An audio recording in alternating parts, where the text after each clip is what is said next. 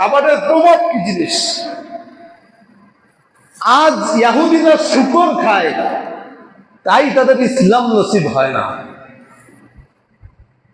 খ্রিস্টানরা শুকর খায়, এই জন্য তাদের ইসলাম নসিব হয় না।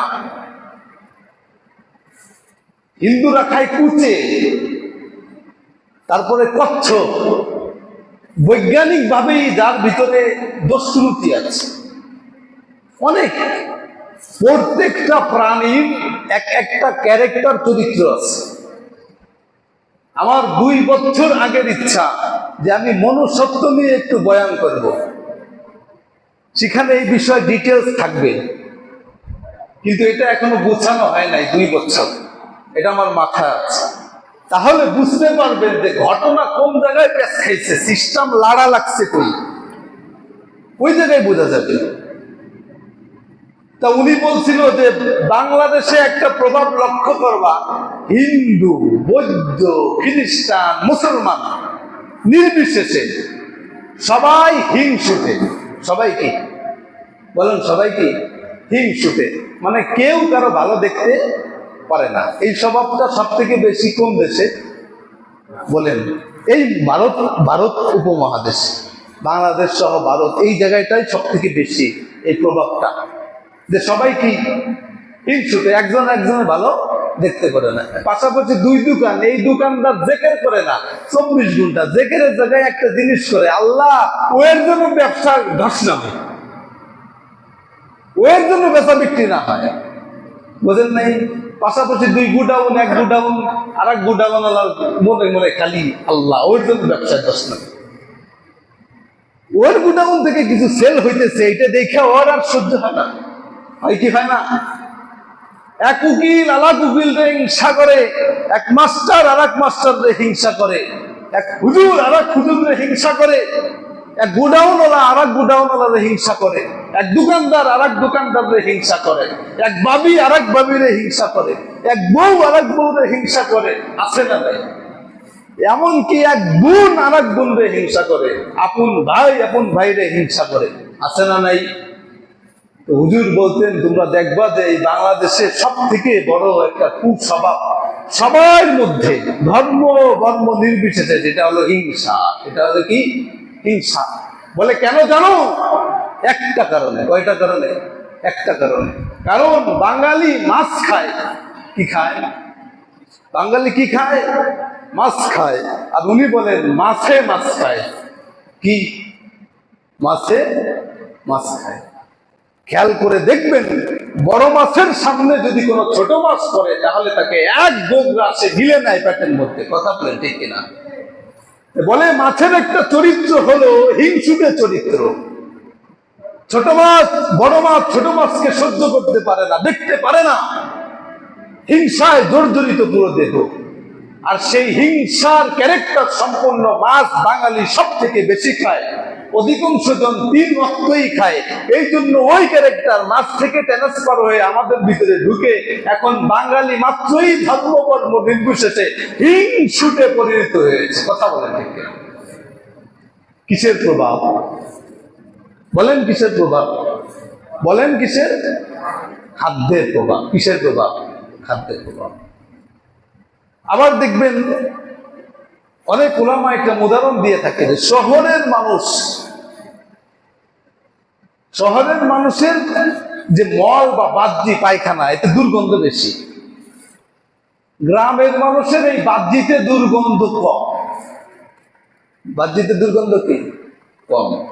বিশ্বাস না হয় এখানের অবস্থা আর কোনাবাড়ির অবস্থাকে একটু তুলনা করে দেখেন, তাহলে বুঝতে পারবেন।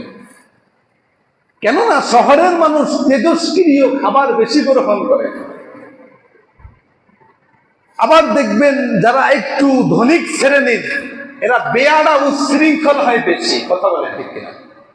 বেয়াড়া উচ্ছৃঙ্খল হয় বেশি। ধনিক শ্রেণীর মানুষের মধ্যে স্বেচ্ছাচারিতার ভাব সব থেকে বেশি, যা ইচ্ছা তাই করবে। আমরা এক জায়গা থেকে আসতেছিলাম, তো রোডে লেখাতে সর্বোচ্চ গতিসীমা 60। এখন সামনে কিছু গাড়ি দেখলাম, 2-3টা গাড়ি, এটা 80-এর উপরে টানতেছে। কতর উপরে? এটা নিয়ম ভাঙা না? ড্রাইভারে জিজ্ঞেস করলাম, ভাই আপনি তো 60-এ টানেন আর তারা 80-তে টানতেছে, ব্যাপারটা কি? বলে যে ওই সামনের যে গাড়িগুলো দেখেন এইগুলো হলো বড় লোকের পোলাগো গাড়ি। কাগো গাড়ি? বড় লোকের ছেলে পেলেদের গাড়ি। 60-এ টানার নিয়ম, নিয়ম ভাঙা 80-তে টানতেছে, সামনে গিয়ে কেস দিলে 5,000 দিয়ে চলে যাবে, তার তো কোনো ঠেকা নেই, বাধা নেই। বোঝেন নাই? এই জন্য স্বেচ্ছাচারিতায় ভরপুর। আর আমি যে 60-এ টানতেছে কারণ সামনে গিয়ে আমাদের যদি কেস দেয় তাহলে আজকের দিনের উপার্জনই শেষ হয়ে যাবে, আমি খাওয়াবোটা কি ছেলে মেয়ে? এই জন্য শহুরে ধনিক শ্রেণীর মানুষের মধ্যে উচ্ছৃঙ্খলা বেশি কেন? বেয়াদবি বেশি কেন? এরা উত্তেজক পদার্থ বেশি খায়, উত্তেজক দ্রব্যাদি বেশি খায়। বোঝেন নাই? বলেন তো গরুর গোশত গরম না ঠান্ডা? বলেন। তাহলে যে বেশি গরুর গোশত খাবে সে গরম হবে না ঠান্ডা হবে? কথা না, সে বেশি গরম হবে না ঠান্ডা হবে? গরুর গোশত খায় বেশি কারা? আমার মতো হই? কথা কয় না? আমার মতো ফকির খাইব না কোনা বাড়ি থেকে 8-10টা বিল্ডিং আছে এরা খাইব? কথা বলেন। তাহলে গরম কারো শরীরে হলে সে বাধ্য উচ্ছৃঙ্খল হবেই। কেননা গরু বেশি গরম না ছাগল বেশি গরম? কথা বলতে না, গরু বেশি না ছাগল বেশি? হ্যাঁ, গরু উচ্ছৃঙ্খল আর এড়ে গরু, আরে বাবা রে বাবা, সর্বনাশ। আগে ছোটকালে আমরা তো যদি দেখলাম রাস্তায় কোনো এড়ে গরু বাঁধা, পশ্চিম কালে ওই রাস্তা দিয়ে যাইতাম না, কারণ ও দূর আধা মাইল দূর থেকে দেখে আয় খালি।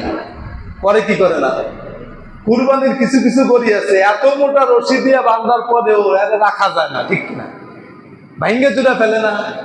এমন বেয়ারা উচ্ছৃঙ্খল গরু যার মধ্যে 3 অক্ট ঢুকে, সে কি নরম হবে না এই গরুর মতো বেয়ারা উচ্ছৃঙ্খল হবে? কথা বলেন, কিসের প্রভাব? বলেন কিসের প্রভাব? গ্রামের মানুষ কোন রকম আনে, কোন রকম খায়, অধিকাংশ সময়ই খায় শাক পাতা। কথা বলেন ঠিক কিনা? অধিকাংশ সময় কি খায়? নিরামিষ। ঠান্ডা না গরম? বলেন ঠান্ডা না গরম? এই জন্য এলাকার মানুষের মিজাজটা দেখবেন ঠান্ডা। এলাকার মানুষের মিজাজটা কি? ঠান্ডা। অত শক্তি নাই। 5 লাখ টাকার বাইক একটা চালায় আসতেছে, মনে হইতেছে হে জাম দিয়ে আইতেছে। এটা শহরে হয়, বনানীতে হয়, উত্তরে হয়, কিন্তু বাগিয়ায় হয় না সব ঘরে। কেননা বাগিয়ায় মানুষ গরিব, এই জন্য তাদের খাদ্য সব ঠান্ডা। খাদ্য সব কি? ঠান্ডা। এবং সবুজ খাদ্য খায় তারা বেশি। কি খায় বলেন? সবুজ শাকসবজি, যার সিগন্যাল ইতিবাচক না নেতিবাচক। সবুজ কিসের প্রতীক জানেন? সবুজ, সবুজ সুখের প্রতীক। কিসের প্রতীক বলেন? সবুজ কিসের প্রতীক বলেন? সুখের প্রতীক। তা গরিব মানুষ সুখের প্রতীক খায়, তাই তার ভিতরের ভাবটাও সেরকম সুখময় থাকে। গরিব মানুষ তেজস্ক্রিয় আহার কম গ্রহণ করে, তাই তাদের স্বভাব নরম থাকে।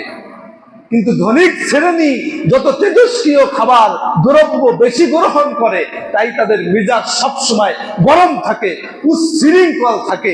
এই জন্য যদি একটা শহরের মানুষকে এক জায়গায় আর একটা গ্রামের মানুষকে পাশাপাশি এক জায়গায় করে পর্দার বিধানের কথা আলোচনা করা হয়, তাহলে বয়ান শেষে দেখবেন যে গ্রামের এই নিম্ন এবং ঠান্ডা খাদ্য গ্রহণকারী এই সমস্ত সদস্য বা শ্রোতা থেকে কয়েকজন দাঁড়িয়ে যাবে হলপ করতে, যে আজ থেকে তওবা করলাম, বেপরদায় চলবো না। কিন্তু ধনিক শ্রেণীর একজনও মনের ভুলেও দাঁড়াবে না। কারণটাই এখানে, কারণ তাদের ভিতরে তেজস্ক্রিয় খাবার বেশি, এই জন্য উচ্ছৃঙ্খলা, অবাধ্যতা বেশি। কিন্তু শরীর গরম থাকলে গায়ে পোশাক থাকে। কথা বলেন, শরীর গরম যার বেশি তার গায়ে পোশাক বেশি না কম? বলেন। এখন বুঝে নিয়েন, উত্তরা গেলে দেখবেন সব হাফ প্যান্ট পরা, সব কি পরা? কথা বলে না, সব কি পরা? হাফ প্যান্ট পরা। টু পিস হইতে আর 2-1 বছর দেরি, বেশি দেরি হবে না। টু পিস হয়ে যাইতে আর কি মাত্র আধা বিগত, 1 বিগতের মতো, 1 বিগতের মতো উপরে উঠলেই টু পিস হয়ে যাবে। ওই যে এখনো হয়ে গেছে, বুঝছেন? তাহলে এরকম টু পিস হাফ প্যান্ট পরা মানুষ উত্তরায় বেশি না বাগিয়ায় বেশি? কেন? উত্তরার মানুষের শরীর গরম বেশি। কথা বলেন ঠিক কিনা? গরম বেশি কেন? উত্তেজক দ্রব্য খাবার তারা গ্রহণ করে বেশি। আর বাগিয়ার মানুষ খায় শাক পাতা, ঠান্ডা বেশি, এই জন্য তাদের গায়ে পোশাকও বেশি। বোঝা গেল ব্যাখ্যা? সব কিসের প্রভাব? সব কিসের প্রভাব? কেননা আমাদের প্রথম অপরাধ সংগঠিত হয়েছিল জান্নাতে কাকে কেন্দ্র করে? বলেন, খাদ্যকে কেন্দ্র করে। কিসে? কাকে কেন্দ্র করে? ভালো করে, কাকে কেন্দ্র করে? কি জিনিস কেন্দ্র করে? খাবারকে কেন্দ্র করে। কি জিনিস? এই জন্য আর একটা গোমর ফাঁস করে দেওয়া যায় রহস্য। এবং খাবারটা ছিল কি? ফাস্ট ফুড না গাছের খাবার? বলেন কি ছিল? এই জন্য আল্লাহ বলল, বনি আদম দুনিয়ায় যাবি, তোদের মরণও নির্ভর থাকবে কিসের উপর? বলেন, জীবনও নির্ভর থাকবে কিসের উপর? অক্সিজেন থাকে কোথায়? না ছাদে? কিসে থাকে?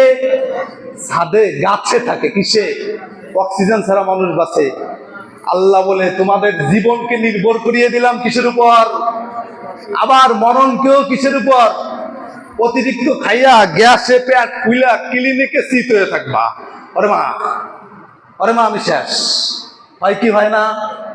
তোদের সুখও গাছে, দুঃখ, কথা বলেন, তোদের সুখও কিছে? দুঃখ। তোদের থাকাও কিসে? কথা বলেন। আরে এখন তো বিল্ডিং দেখেন মেয়া, 10 বছর আগে কিসের উপর ঘুরতেন? কাঠের ঘরে নাকি? এদিকে তো ইটের ঘর। ইটের ঘর না? এই জন্যই তো রোদ উঠলেই একেবারে ওরে মা ওরে বাপ করে বেরোয়। বাবারে বাবা কি করো? আল্লাহ বলে তোদের ঘরও কিসের? কথা বলে না? কাঠের। কাঠের ঘরে। এখন তো মানুষ জীবন যাপনই করে না। কিভাবে বোঝাবো? কাঠের ঘরে থাকার কতটা উপকার ছিল, এখন নাই। আল্লাহ বলে তোদের বস্ত্র কিসে? কথা বলেন না? কিসে? বস্ত্র কিসে? গাছে। আরে গাছ ছাড়া পোশাক হয় কোনোদিন? আল্লাহ বলে তোদের ঔষধও কিসে? ঔষধও। তাহলে মরণ কিসে? বাচন কিসে? থাকুন কিসে? আহরণ কিসে? আহার কিসে? আহার, ঔষধ, পোশাক। গাছ ছাড়া কি আছে? গাছ ছাড়া কি আছে? রহস্য বুঝেন, কোনো বইতে পাইবেন না। কোন বইতে খুঁজে পাইলে আমাদের বললেন, ফোন দিয়েছে হুজুর আপনি যা কইছেন এটা বইতে পেলাম। সব জিনিস বইতে পাওয়া যায় না। তো পুরা জীবনের গতিবিধি সব কিছু গাছের সাথে বাইন্দা দিয়া দুনিয়ায় পাঠাই দিছে। কথা বলেন ঠিক কিনা? কিসের প্রভাব? বলেন কিসের প্রভাব? এই জন্য ইহুদিরা গাছ থেকে তৈরি ঔষধকে গ্রহণ করতে না বলে এবং পদার্থ দিয়ে, মেডিসিন দিয়ে তৈরি করা ওষুধ গ্রহণ করতে বলে কেন জানেন? দুনিয়ায় যত হেকিম ছিল, মুসলিম হেকিম, আল্লাহওয়ালা, তারা সারা জীবন গাছগাছরা থেকে গবেষণা করে ঔষধ তৈরি করেছে, যার কোনো সাইড এফেক্ট আমাদের শরীরে ঘটতো না। সেটাকে অ্যাভয়েড করে দিয়ে ইসলামের গবেষকদের এই চিকিৎসা বিদ্যাকে তারা অ্যাভয়েড করে দিয়ে তারা এমন এক মেডিসিন বিশ্বব্যাপী ছড়িয়ে দিয়েছে যার মধ্যে গাছের কোনো দখল নাই। এই জন্য জ্বরের ঔষধ খাইলে শরীর কাঁপে, শরীর কাঁপার ঔষধ খাইলে পরে মাথা চিল্লায়, মাথা চিল্লানোর ওষুধ খাইলে ঘুম আসে, ঘুম ছাড়ানোর ওষুধ খাইলে দুনিয়াই থাকে না। এমন অবস্থা হয় কি হয় না? একটার পর একটা সাইড ইফেক্ট আছে না নাই? কিন্তু গাছ দিয়ে যে সমস্ত ওষুধ তৈরি হয় তার কোনো সাইড এফেক্ট নাই। কেননা আল্লাহ বলে এই গাছেই তোমাদের অক্সিজেন, আবার এই গাছেই তোমাদের রোগাক্রান্ত হবা, আবার এই গাছেই সেই রোগের আরোগ্য থাকবে ঔষধ, এই গাছের ঘরেই থাকতে হবে, এই গাছের পোশাকই পরতে হবে, এই গাছের খাদ্যই খাইতে হবে। এই জন্য কোরআন শরীফে বর্ণনা রেখেন, রুম্মানের বর্ণনা আছে। বেনার ডালিম হয় কিসে? হয় না, কিসে হয়? জাইতুন কিসে হয়? তিন কিসে হয়? আর আছে কি জানেন? তরুতদা পাখির গোস্তের কথা, যার ভিতরে কোনো জাঙ্ক ফুড আছে, হয় না, যার ভিতরে কোনো জাঙ্ক ফুড আছে, বোঝেন নাই? সিঙ্গাড়া আছে, সমোসা আছে, পুরি আছে, আছে পুরি, তারপরে কি কয় স্যান্ডউইচ, স্যান্ডউইচ, হ্যাঁ, তারপরে আর একটা কি কয় বার্গার, এই সমস্ত কারবার আছে। কোরআন আমাদেরকে দেখিয়ে দিয়েছিল যে কি কি খাবার গ্রহণ করবে, কিন্তু আমরা সমস্ত খাবার ফেলে দিয়ে ইহুদি মুশরিকদের আবিষ্কৃত এই খাবার খাওয়ার কারণে, আর এই খাবারগুলো গ্রহণ করে ধনিক শ্রেণী বেশি, শহরের মানুষেরা বেশি, এই জন্য তাদের ভিতরে ইসলাম পালনের ক্ষেত্রে অলসতা আর অবাধ্যতা বেশি। কথা বলেন ঠিক কিনা? কিসের প্রভাব? কিসের প্রভাব? এখন একজন গর্ভবতী মা, তার যদি খাবার পবিত্র না হয়, তাহলে ওই অপবিত্রতায় অ্যাডিক্টেড হয়ে তার ছেলে সন্তান যারা হবে, ভূমিষ্ঠ হবে, তারাও অপবিত্র হবে, কি হবে না? এই জন্য সর্বপ্রথম পিতার উচিত, যখন আমার স্ত্রীর গর্ভে সন্তান আসলো, তখন বেছে বেছে, যদিও পান্থা ভাত হয় 3 বেলা, তারপরে আমার হালাল খাদ্য আমার স্ত্রীকে খাওয়াবো, যাতে করে আমার যেই সন্তান আমার থেকে ট্রান্সফার হয়ে আমার স্ত্রীর গর্ভে অবস্থান করছে, সেজন্য দুনিয়ায় ভূমিষ্ঠ হয় 100% পিওর আর বিশুদ্ধ হয়ে। কথা বলেন ঠিক কিনা? এটা লক্ষ্য রাখতে হবে। বিসমিল্লাহ গলদ হইলে সবই তো গলদ, ঠিক না? এটা কিন্তু বিসমিল্লার গলদ, বিসমিল্লার গলদ এইটা। আপনার স্ত্রীর গর্ভে সন্তান আসার পরে তাকে হালাল খাবার খাওয়ান, খোদার কসম, ওই সন্তান ভূমিষ্ঠ হওয়ার পরে 3 বছর যেতে না যেতে একা একাই মসজিদে এসে সিজদা করবে, কারোই তাকে এই মসজিদ পর্যন্ত এনে দিতে হবে না। কথা বলেন ঠিক কিনা? একা একাই। এটা পবিত্রতার প্রভাব। অপবিত্রতা যেমন মসজিদ থেকে আমাকে আপনাকে দূরে সরিয়ে দেয়, পবিত্রতা তেমন আপনাকে আমাকে মসজিদ পর্যন্ত এনে দেয়। কথা বলেন ঠিক কিনা?